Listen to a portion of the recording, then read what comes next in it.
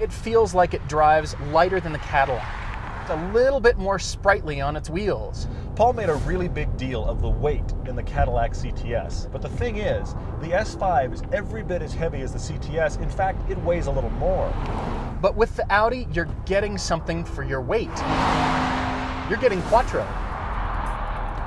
It's sure-footed, and especially when you get into a winter climate, this is the car that's going to give you confidence no matter what it's doing outside. This car feels like it nearly drives itself. It's just so planted and solid. And the Audi Drive Select system is really pretty awesome.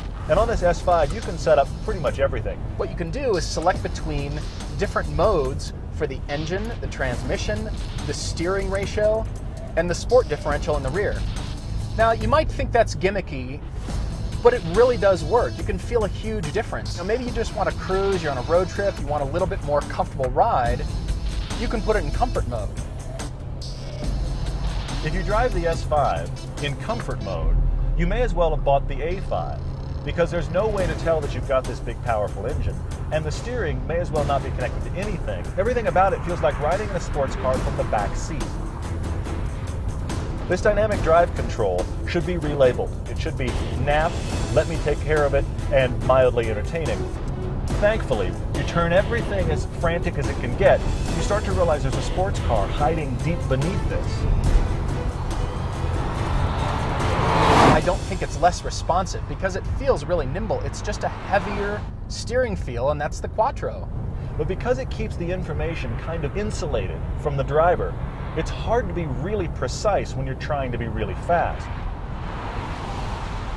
This is the opposite end of luxury sedan feel from the 335IS, and the Caddy is somewhere in the middle. You can feel the Quattro. You can feel the car pulling you through the corners. I just want this S5 to be a little more hair on fire. In fact, I think it's shaved bald. Now, of course, there's no denying the Audi has the most power.